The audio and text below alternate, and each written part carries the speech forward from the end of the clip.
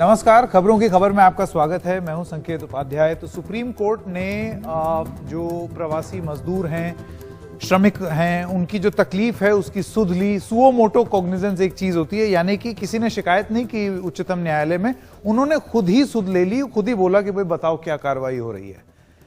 मैं सबसे पहले, इससे पहले कि आपको यह बताऊं कि सुप्रीम कोर्ट ने क्या किया, मैं आपको यह बताना चाहता हूं कि सुप्रीम कोर्ट ने क्यों ऐसा महसूस किया कि उसको सुओ मोटो कॉग्निजेंस लेनी पड़ेगी।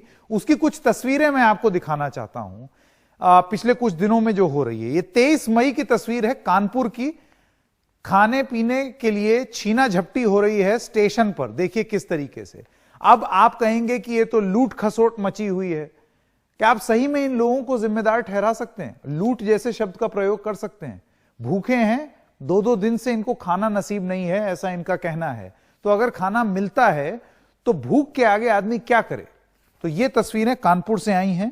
कूड़े की तरह रखे खाने पर प्रवासी टूट पड़े। जैसे कि आपने देखा, खाना बस ऐसे बिखरा हुआ था जिसमें लोग टूट पड़े जल्दी से उसको लेने के लिए। अब अगली तस्वीर 23 मई 2020, यह समस्तीपुर बिहार की तस्वीर है। आइए आपको वो दिखाते हैं।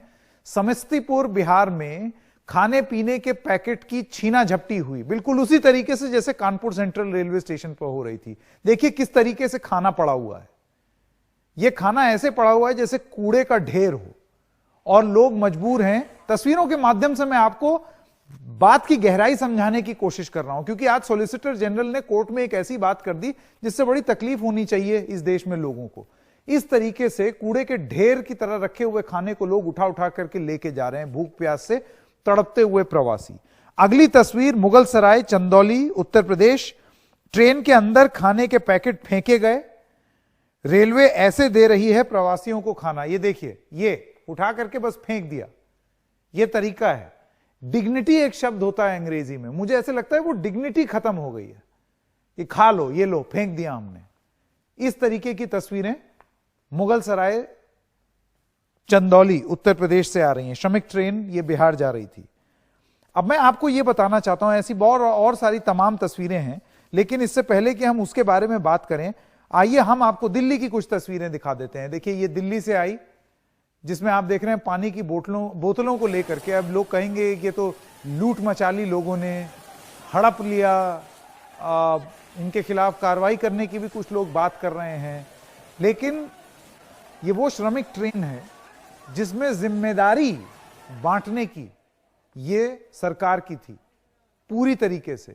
तो क्या उस जिम्मेदारी को पूरा नहीं कर पाए, जिसकी वजह से ये नौबत आ गई है? उस नौबत के बारे में सोचना बहुत जरूरी है। शायद उसके बारे में बात नहीं करते। और ये रजिस्ट्रेशन के लिए लाइनें लगी हुई हैं अलग अलग जगहों पर। लोग पहले रजिस्टर कराते हैं कि हमको श्रमिक ट्रेन में लेकर के चलिए। वहां की ये तस्वीरें हैं। इसमें बहुत सारे लोगों का कहना है कि 5-5, 6-6, 10-10 दिन तक वो रजिस्टर करा के बैठे रहते हैं, उनका नंबर ही नहीं आता है। इस तरीके से तपती धूप में छोटे छोटे बच्चे पानी पीते हुए परेशान लाइनों में इसी तरीके से बैठे हुए हैं। अब मैं आपको यह बताना चाहता हूं कि आज सुप्रीम कोर्ट में क्या हुआ। प्रवासियों से सुप्रीम कोर्ट ने जो आदेश दिए हैं वो हम आपको दिखा दें। सुप्रीम कोर्ट से बस ट्रेन का कोई किराया नहीं लेना है, ऐसा सुप्रीम कोर्ट ने कहा है। जल्दी से वो ग्राफिक दिखाएं, मैं अपने प्रोड्यूसर से कहूंगा। रेल का किराया राज्य सरकारें आपस में साझा करें, यह सुप्रीम कोर्ट ने कहा है। ट्रेन और बस का इंतजार करना हो तो वक्त बताएं। जहां मजदूर फंसे हैं वहीं पर उन्हें खाना मुहैया हो। जहां से ट्रेन चले वो राज्य सरकार खाना पानी दे। रास्ते में रेलवे मुहैया कराए भोजन पानी। ये सारी चीजें रेलवे का कहना है, ये सुप्रीम कोर्ट का कहना है सरकारों को। जो श्रमिक ट्रेन की बात हो रही है, बसों में भी मजदूरों को खाना पानी दिया जाए। प्रवासी सड़कों पर चलते दिखें तो शेल्टर होम भेजें, भोजन दें। यात्रा से पहले राज्य प्रवासियों का रजिस्ट्रेशन करें और 10 दिन में कार्रवाई की रिपोर्ट दें। 5 जून को फिर सुनवाई होगी। मेरा एक सीधा सा सवाल है, अगर सरकार पलट के ये सब बोलती है कि तो हम कर ही रहे थे, तो क्यों जरूरत पड़ी सुप्रीम कोर्ट को सुओ मोटो कॉग्निजेंस लेने की? अगर ये सारी बातें पहले से ही हो रही थी, जैसे कि सॉलिसिटर जनरल का ये कहना है कि प्रॉफिट्स ऑफ डूम है, कि लोग जो है एक नकारात्मक दृष्टि देने की कोशिश कर रहे हैं, तो क्या सॉलिसिटर जनरल इन तस्वीरों को देख करके ये छोटी छोटी बातें का जवाब दे सकते हैं कि क्या सरकार करेगी ये वादा और आइए आपको वो दिखाते हैं। क्या सरकार करेगी ये वादा कि खाना और पानी की छीना झपटी बंद होगी, कि ट्रेन या स्टेशन पर भूख से जंग खत्म होगी? क्या बेहतर तरीके से खाना मिलेगा? क्या सरकार समस्तीपुर में यह वादा करेगी? क्या सरकार मुगल सराय में जो फेंक करके खाना दिया जा रहा था उसके लिए वादा करेगी कि ये तस्वीरें दोबारा नहीं आएंगी? जो दिल्ली की आपने तस्वीरें देखी वैसी झपटी नहीं होगी, खाना मिलेगा, वहां पर सप्लाई किया जाएगा। और क्या लंबी लंबी कतारें जो कि रजिस्ट्रेशन के लिए लग रही हैं वो बंद होंगी? क्या ये वादा कर सकती है सरकार? तब तो बात समझ में आएगी कि प्रॉफिट ऑफ डूम जो आप बोल रहे हैं वो सही है।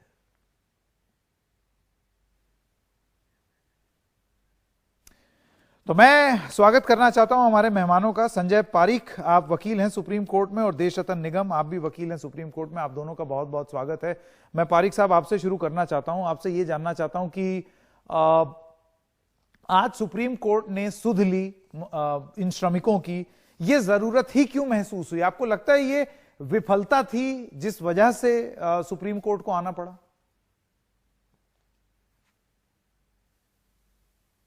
या और जो पिटीशन हम लोगों ने फाइल की थी उससे पहले ही, उससे काफी पहले फाइल कर दी थी, जो मेरा पार्टनर और दूसरे उनके साथियों ने की थी। जरूरत इसलिए पड़ी, मुझे लगता है कि सुप्रीम कोर्ट को जो संज्ञान लिया उन्होंने, संज्ञान तो बहुत पहले ले लेना चाहिए था, लेकिन जब उन्होंने देखी हालत की, लोगों की हालत इतनी खराब है, जगह जगह पर जिस तरह की रिपोर्ट्स आ रही हैं, जिस तरह के वीडियो क्लिप्स आ रहे हैं, उनको देखने के बाद में शायद अंदर से उनकी जो कॉन्शियस है उसके ऊपर कोई जरूर झटका लगा होगा कि उनका एक दायित्व है। क्योंकि जहां तक संविधान की बात है, संविधान के आर्टिकल 32 में ये प्रावधान है कि लोगों का अधिकार है कि सुप्रीम कोर्ट जा सकें, और अगर लोग उनका ह्यूमन राइट्स का वायलेशन होता है,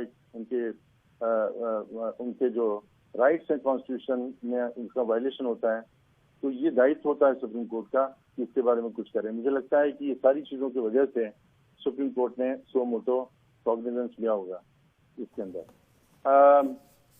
लेकिन जहां तक स्थिति जो अभी भी है कि लोग लाइन में जाकर के बसों के लिए और ट्रेनों के लिए अपना रजिस्ट्रेशन करा रहे हैं, इसके बारे में हम लोगों ने एक सजेशन दिया था कि लोगों को जाने की जरूरत ना पड़े, जहां पर वो लोग रहते हैं वहीं पर इस तरह के हेल्प डेस्क लगाए जाएं और उन लोगों को वहीं पर वो टिकट मुहैया कराया जाए, चाहे वो ट्रेन का हो या बस का हो।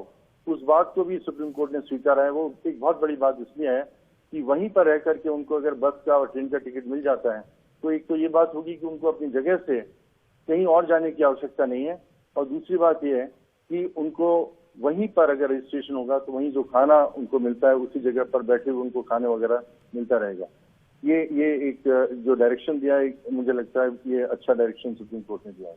जी, देशरत्न निगम, मैं आपके पास आना चाहता हूं। सवाल मेरा वही रहेगा कि सुप्रीम कोर्ट को ये सब चीजें बोलने की जरूरत ही क्यों महसूस हुई कि प्रवासियों से बस और ट्रेन का कोई किराया ना ले, रेल का किराया राज्य सरकारें आपस में साझा करें? ये सारी चीजें तो मुझे लगता है वो जितने जो ऑर्डर्स थे, सरकारी ऑर्डर्स, उसमें ये सब सेटल हो गया था। और दूसरी चीज, सॉलिसिटर जनरल तुषार मेहता का ये कहना कि प्रॉफिट्स ऑफ डूम है, लोग जो हैं उनको अच्छाई दिखी नहीं रही है, वो ऐसे लोग कुछ ऐसे बता रहे हैं कि हाय कितना खराब हो रहा है। खराब हो रहा है, तस्वीरें हैं, प्रमाण है। देखिए, हर एक खराब चीज के लिए कम से कम 10 अच्छी चीज हो रही है, ये आपको मानना पड़ेगा। और ये कहना कि सब कुछ गड़बड़ हो रहा है, सब कुछ खराब है, इस बात को मैं नहीं मानता। सुप्रीम कोर्ट ने संज्ञान लिया, बहुत अच्छी बात है। और पहले भी 15% जो किराया था वो राज्य सरकारों को देना था, और वो शायद नहीं दे रही थी, इसलिए ये दिक्कतें आ रही हैं। हमारे संघीय ढांचे में केंद्र सरकार ने पैसा दिया राज्य सरकारों को पैकेज में, और शुरुआत में ही 11,500 करोड़ दिए गए, और राशन का कोटा भी रिलीज किया गया राज्य सरकारों को कि उनको खाना दिया जाए। और संघीय ढांचे में राज्यों को काम करना है, कहीं ना कहीं कमी रह गई। और ट्रेन जो चल रही है, आप देखिए रोज बहुत, और अभी भी बहुत ज्यादा ट्रेनें चल सकती हैं, लेकिन राज्य सरकारों को अपने रिक्वायरमेंट देने हैं, ट्रेन को अपना रजिस्ट्रेशन नहीं, मैं इस समय देशरत्न जी मैं बस इतना कहना चाहता हूं कि ये जो मैं बात बोल रहा हूं, ये केंद्र सरकार के खिलाफ या एक किसी राज्य सरकार के खिलाफ नहीं। ये जो पूरा आप जिस संघीय ढांचे की बात कर रहे हैं, ये उस पूरे ढांचे के खिलाफ बात है कि सुप्रीम कोर्ट को आकर के ये आदेश देने होते हैं। आपको लगता है जो राजनीतिक दल हैं और जो राज्य और केंद्र की सरकारें हैं, आज वो भरोसा हार गए हैं कि वो अपने आप अपने दम पर ये सब काम कर सकते हैं? क्यों सुप्रीम कोर्ट को सुओ मोटो कोग्निजेंस लेना पड़ा, आप बताइए। देखिए, सुप्रीम कोर्ट में बहुत चीजें अच्छी होती हैं, लेकिन जब एक आध चीज गलत होती है तो लोगों का हक है कि वो जरूर जाएं सुप्रीम कोर्ट। और सुप्रीम कोर्ट ने इसका सुओ मोटो संज्ञान लिया अपने आप। और ये जो जितना कार्य हो रहा है, प्रबंधन की दिक्कतें आई हैं। जैसे आपने दिखाया कि ट्रेन में खाना फेंक रहे थे, वही ट्रेन का जहां मुझे तक ख्याल है कि जब रुकी हुई थी तो आराम से दिया जा रहा था, लेकिन जब वो चलने लगी तो उन्होंने खाने के जो पैकेट से फेंक फेंक के और अंदर देने शुरू करे। तो पूरा वीडियो क्लिप नहीं है आपके पास, तो वो चलते वक्त गाड़ियों का है जब उस वक्त और वो खाना अंदर डाल रहे थे। तो ऐसा मैं ये नहीं कह रहा हूं कि सब कुछ सब जगह सही है, लेकिन सरकारें पूरी लगी हुई हैं। छोटी सी चीजें, रेलवे ये ऐसा तो है नहीं कि गाड़ी प्लेटफॉर्म से छूट गई और एक टाइम है उसके बाद ही छूटेगी। तो श्रमिक स्पेशल ट्रेन है और ऐसा कौन सा बड़ा वक्त की पाबंद है, 80-80 घंटे तो लेट चल रही है, जाना कहीं होता है चली कहीं जाती है। मेरा बड़ा सवाल यह है व्यवस्था का। एक व्यवस्था, पूरी व्यवस्था चरमराई है कि इनकी सहायता कैसे की जाए। आपने ये एक ट्रेन की बात बोली, अब आप बताइए वो रजिस्ट्रेशन की लाइन इतनी लंबी क्यों है?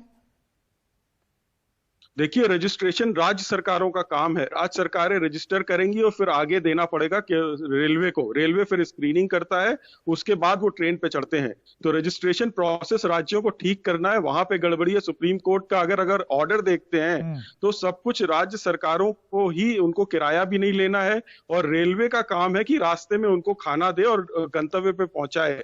2 ट्रेनें जो है वो भी तो नहीं हो रहा ना, वो भी तो नहीं हो रहा।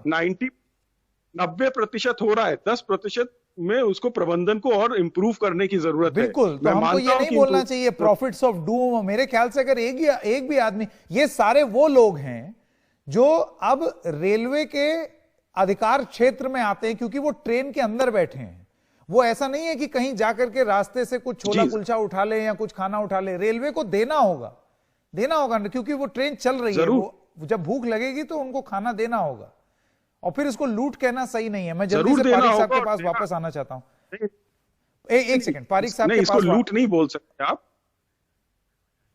जी। पारिक साहब, मैं आपके पास वापस आना चाहता हूं। देखिए, सीधी सी बात, सुप्रीम कोर्ट का ये मामले का संज्ञान लेना और ये बोलना कि भाई खाना दो और पानी दो, ये एक अव्यवस्था का उदाहरण है कि कोर्ट को आना पड़ा है। अब आपको लगता है आगे चल के अब दबाव बढ़ेगा? ये जो केंद्र और राज्य की जो राजनीति चल रही है कि हमने इतनी दी, तुमने वो नहीं किया, मैंने वहां कहा, तुमने ये नहीं किया, अब ये खत्म हो जाएगा सुप्रीम कोर्ट के आने की वजह से? देखिए, मुझे जैसा लगता है, मैं निगम जी की किसी भी बात से सहमत नहीं हूँ, क्योंकि जब आप लोगों को जाते हुए देख रहे हैं सड़कों के ऊपर पैदल, गर्मी के अंदर छाले पड़े हुए हैं, लोग मर रहे हैं, उसके बावजूद भी जो सेंट्रल गवर्नमेंट है, स्टेट गवर्नमेंट है, जू तक नहीं रेंगती उनके ऊपर कि हम उनको एक बस मुहैया करा दें ताकि वो अपनी जगह पर पहुंच जाएं। बहुत समय के बाद में जब वो लेकर के आते हैं ट्रेन के बारे में, ट्रेन का कोई कोऑर्डिनेशन नहीं है। वहां पर रिसिपिएंट स्टेट जब उनको एक सर्टिफिकेट देगा कि हम इनको कंसेंट करते हैं, भेज दीजिए, तब वहां पर ट्रेन भेजी जाएंगी। ट्रेन जो चल रही है वो हफ्तों तक चल करके इधर उधर जा रही है और आप ठीक कह रहे हैं कि खाना फेंका जा रहा है जगह जगह पर। सारी परेशानी ये है कि अगर आपके अंदर कंपैशन हो, आपके अंदर सेंसिटिविटी हो, तो आप कुछ भी कर सकते हैं, क्योंकि आपके पास सारे अधिकार हैं, सेंट्रल गवर्नमेंट के पास और स्टेट गवर्नमेंट के पास। कहीं पर कंपैशन, कहीं पर सेंसिटिविटी वो बिल्कुल लैक करती है। और आप अपने जो कानून बनाते हैं, जिस तरह की आपकी पॉलिसीज बनती हैं और जो ऑर्डर्स इशू करते हैं, उससे कोई कोऑर्डिनेशन नहीं है कहीं पर भी। अभी भी जो उन्होंने ट्रेन के बारे में कहा है, अभी भी स्टेट के ऊपर उन्होंने छोड़ दिया है कि स्टेट जब हमें बोलेगी तब वो वहां से ट्रेन चलेगी। मुझे समझ में नहीं आता कि लोगों के जो अधिकार हैं संविधान के अंदर, आर्टिकल 21 के अंदर जो अधिकार है, उस अधिकार को आप क्या डिवाइड कर सकते हैं? आप डिवाइड करेंगे कि स्टेट बोलेगी तब कोई यहाँ से जो माइग्रेंट लेबरर है वो यहाँ से जाएगा, और अगर नहीं करेगी तो नहीं जाएगा, वरना वो सड़क के ऊपर तड़प के मर जाएगा, या ट्रेन के अंदर उसको हफ्तों तक चलता रहेगा, ट्रेन की टिकट नहीं मिलेगी, वहाँ महीनों तक इंतजार करता रहेगा कि उसको कुछ हो। और सबसे बड़ी बात यह कि अगर पहुंच भी जाते हैं वहां पर, तो गांव में जो दुर्दशा होगी उनकी और जो स्टार्वेशन डेथ्स होंगी अभी इसके बाद, उसका अंदाजा इसको प्रॉफिट्स ऑफ डूम नहीं कह सकते देश रतन निगम जी, क्योंकि ट्रेन में जब लोग बैठे हैं और जब मुजफ्फरपुर और समस्तीपुर जैसी जगहों की हम तस्वीरें देखते हैं, जब मुजफ्फरपुर में वो उस बच्चे की हम तस्वीर देखते हैं कि वो अपनी माँ की शॉल हटा हटा के देख रहा है, खेल रहा है, उसको नहीं मालूम कि माँ की मृत्यु हो चुकी है, तो इसको प्रॉफिट ऑफ डूम नहीं कहते, क्योंकि ये डूम हो रहा है। और आप मुझे ये कह रहे हैं कि 90% पॉजिटिव देखो, 10% बुरा मत देखो, तो मेरे ख्याल से हम कहीं ना कहीं फेल कर रहे हैं देशरतन जी। नहीं, देखिए, मैंने कभी नहीं कहा कि आप 10% ना देखें, लेकिन जो अच्छा कार्य कर रहा है उसे रिकॉग्नाइज जरूर करें। एक सेकंड, जो अच्छा काम हो रहा है ये एक्सपेक्टेड है। बार बार ये पीठ थपथपाई जाए कि वाह बहुत बढ़िया, क्या ट्रेन चलाई, ये एक्सपेक्टेड है। रेलवे का काम है ये ट्रेन चलाना, अच्छे से चलाओ भाई, ये मैं कह रहा हूं। मैं ये नहीं कह रहा हूं। देखिए, मैं एक रेलवे चला रही है, लेकिन साथ में राज्यों का सहयोग भी चाहिए। अगर राज्य अपनी रिक्वायरमेंट ही नहीं देंगे तो आगे दिक्कत आएगी। मेरे पास समय खत्म हो गया है, संजय पारिक जी और देशरतन निगम, मेरे पास समय खत्म हो गया। मैं बस यही जाते जाते कहना चाहता हूं कि ये जो राज्य और केंद्र और ये इसके अधीन और वो उसके अधीन का जो ड्रामा चला है, जिसकी वजह से सुप्रीम कोर्ट को सुओ मोटो कॉग्निजेंस लेना पड़ रहा है, अब तो कम से कम ये बंद हो जाए। अब अगले 10 दिन में जब सुप्रीम कोर्ट में रिपोर्ट देनी होगी, तब भरोसा जीत के, एक ट्रस्ट डेफिसिट है, और इस सब के चक्कर में पिस एक ही किस्म के लोग रहे हैं, ये श्रमिक मजदूर जिनके नाम पर ये सब हो रहा है। एक छोटे से ब्रेक के लिए रुकते हैं, अभी हाजिर।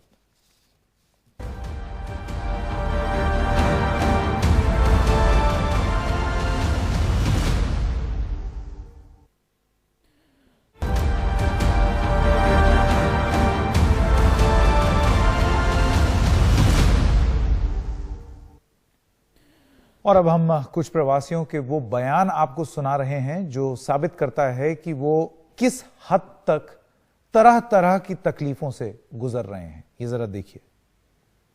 आप यहाँ पे काम करते हैं, क्या करते हैं? स्टूडेंट है सर। स्टूडेंट है। हाँ। और यहाँ पर आप लग रहा है कि घर चले जाना चाहिए। हाँ, अभी तो मतलब प्रॉब्लम हो रहा है तो घर तो चला जाना चाहिए। कब से इंतजार कर रहे थे कि कोई ट्रेन चले और अपन घर जाए मिजोरम? बहुत महीने से, लंबे समय से। हाँ। यहाँ पर क्या क्या दिक्कत आ रही थी जहाँ पे आप रह रहे थे? खाने पीने की भी दिक्कत आ रही थी?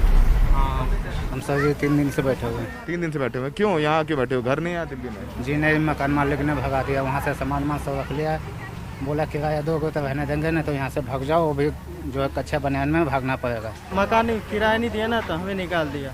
यहाँ तकलीफ है, खाने पीने का नहीं है, रहने का भी नहीं है, कोई ये नहीं है। जैसे लॉकडाउन हुआ, सेठ 1 रुपया भी नहीं दे रहा है, काम पे से भी हटा दिया है। 2 महीने से परेशान हूँ, बच्चे से सब लेकर रूम खाली करके मैं आ चुका हूँ। अब फुटपाथ पे रह रहे हैं, न खाने को मिल रहा है न पानी को मिल रहा है। बच्चे तो थोड़ा पड़े रोड पे, छोटे छोटे भाई भी है, बच्चे भी है।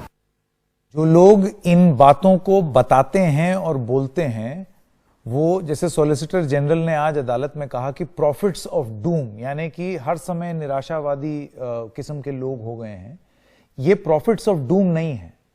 ये बताने की कोशिश है कि एक आदमी के साथ भी अगर ऐसा हो रहा है तो ये नाइंसाफी है, और ये हम करते रहेंगे। खबरें जारी रहेंगी एनडीटीवी इंडिया पर।